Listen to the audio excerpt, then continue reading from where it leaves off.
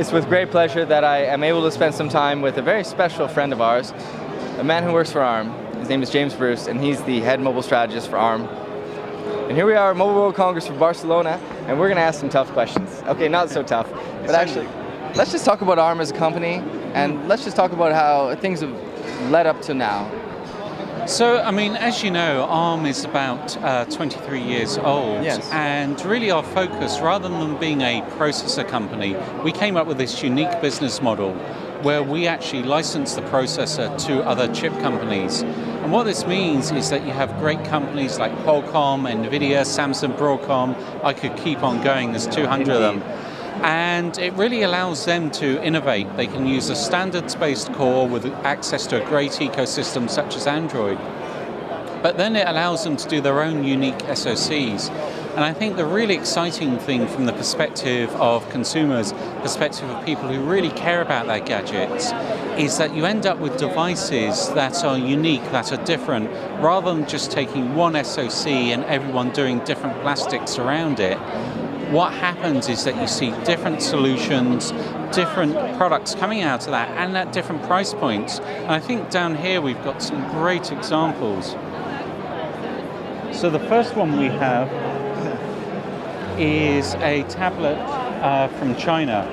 This is a quad-core Cortex-A7 from Allwinner. It has a IPS screen running at 2K resolution. And a retina display. Retina display, yeah. And this, as I mentioned, had a $250 price point, and has, for the price point and the fact that it's just using Cortex-A7, has a great user experience. Wow. Half the price of an iPad with the same display. That's right, yeah. And this actually comes into our next device here, which I really like. And this is the based around Quad A7. And it's using the MediaTek part, and it's got a very nice display, it's got a great user interface, very fluid, and this is also coming into the market at a very sort of mid-level price point. So there's a number of users where they're not lucky, like for example we are in the US, where handsets are heavily subsidized, where they want a great user experience but perhaps don't want to spend $600. Of course. And devices like this are great. Price point on this one, James? Price point for that is hasn't quite come to market, but I would expect it to be around that sort of $250, $300. So that mid-tier. You mentioned that this one was almost egregiously inexpensive. That's right. So this particular one sells for $70 unsubsidized. $70. But if you want to go lower, there's actually another handset based around the same chipset, a Spreadtrum A5. Selling for $48 unsubsidized in China. Yes. And that really shows the differences that you're getting, the sort of scale of solutions. And then, if you're like me, if you're a sort of gadget geek and want this sort of ultimate and I greatest... think you are, James. Oh, of course, I wouldn't be doing this job otherwise. Yes. Then what we've got here is a demonstration of the Exynos 5 Octa, showing our big little... This is the Exynos 5 Octa. Yeah. Can you speak a little bit about this for us? Absolutely. So it has 8 cores, but rather than 8 cores being the same size, it's actually 4 little cores and 4 big ones. And the reason is a lot of tasks actually don't need that higher performance. No. So you run on the little cores, and then when you need the performance, it will just switch over to the big cores when needed, as demonstrated here, go back to the littles. So you actually get the best of both worlds. You get this very high battery efficiency and very high performance.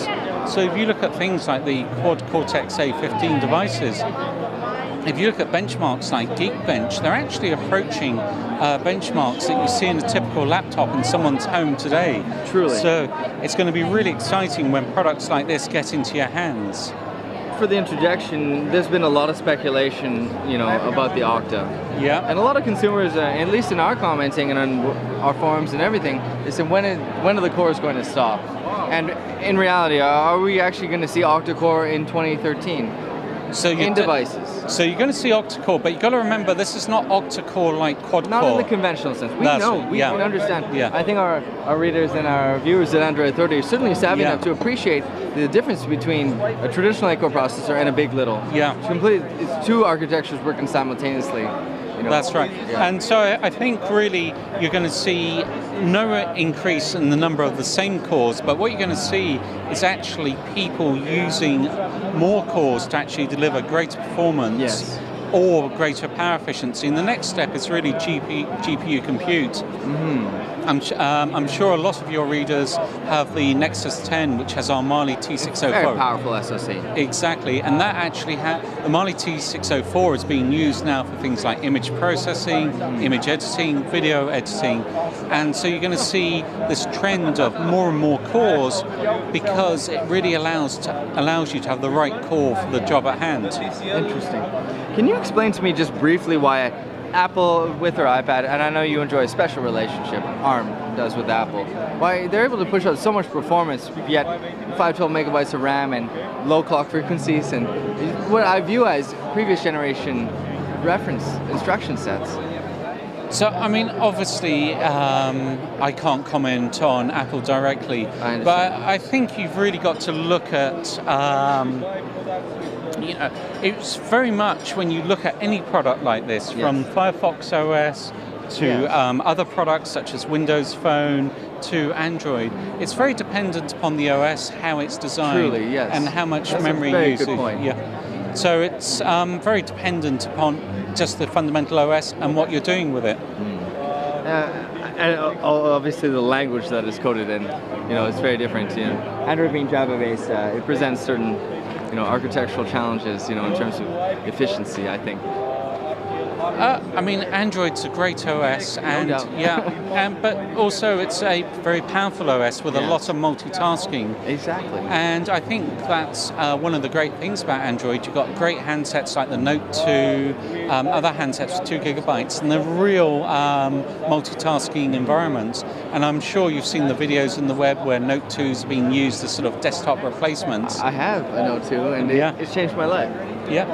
It's extremely productive, And I think the exciting thing is that you're going to see much more powerful handsets coming out this year. So as your readership is sort of true sort of Android fans, you're going to have some really exciting devices, be it smartphones or tablets, in your hands. So let's talk about the elephant in the room, which is Intel, and they're trying to play a lot of catch up. In the x86, just in terms of the economy of scale, they've killed it and they're very profitable, but x86 processors are diminishing year after year. ARM in the server space, and the TDPW versus the TDPW that Intel's able to produce. So I think what people have got to keep in mind is that fundamentally, if you look at, let's say, the Atom processor in a Medfield handset versus one Cortex-A9, performance-wise, they're roughly the same. They deliver the same benchmarks. You can always find one benchmark that makes the other guys look better and vice versa. They love that. But the key thing is that the Cortex-A9 is almost 4 times smaller than the Atom. Yeah. And what that means is that fundamentally your SoCs are cheaper, fundamentally you're more power efficient. And I think the other great thing is that really it's about buying cool devices. And if you look at what x86 has done, it's brought nothing new to the market. They have brought not for a long time. Not any new superphones. And if you look at all the cool devices, even at great price points or great performance, it's ARM-based because we really allow people to innovate. Wow. And you have a lot of active relationships with a lot of very innovative and forward-thinking companies. So tell me this. 10 years from now, James, will we have a device that perhaps is this size that can really just be our everything?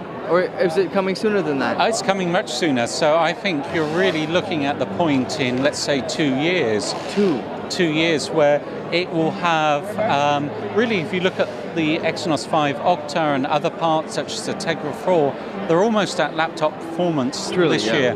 So 2014, 2015, really the only limit is the size of your screen. And if you plug into wirelessly connect to monitors, Bluetooth, keyboard, mouse, then it can replace your desktop laptop. And the last question that I'll ask you, sir, is, it's really incredible the IP instruction sets that you're revealing and that you're working with partners on actively improving everything. Yeah. But everything's improving. People can argue 80 to 140 to 200% per year in terms of, the performance. Yeah. but battery life is only increasing at 5% per year. So what can we do in terms of that regard? So I think there's two things to keep in mind. Certainly what you're seeing is we're looking at technologies like Big. LITTLE, which we've talked about, GPU compute, all there to improve efficiency. Yeah. I'm going to cheat and whip this out. So I like it, that's beautiful. So what we've got here is a 14 nanometer test wafer 14? from 14 nanometer FinFET on SOI. TSMC? No, actually IBM. Wow. Oh, they're scary. So really advanced technology that helps on the power torque as well. Yeah. And it's really. That's incredible. But I think the other critical thing to keep in mind is if you look, let's say, 10 years ago when you had that wonderful Nokia S40 handset, unless you were a snake addict, it was very hard to use the battery through the day because you just couldn't do much with it. You could text, make a phone. Very different now, James. Make a phone call. And now you just do so much on your phone because it's very much your primary compute device. But certainly, as you look at new screen technologies like Big. LITTLE, the other stuff that our partners are doing, your battery life is going to get better. Galaxy S4 octa-core? I would let Samson answer that one. You're no fun. Yeah. Just joking. Thank you so much for your time, sir. Right. Okay, great. I really, it's an honor. Great meeting you. Yeah, you as well, James. All right, thanks so much. Android Authority here live from Mobile World Congress, hearing straight from the man himself. It's a real pleasure and an honor. I'm kind of nerd struck right now. And we'll stay in touch. Be the other way. No. You know, we're here for you guys, delivering the freshest, finest Android news every day. Thank you very much.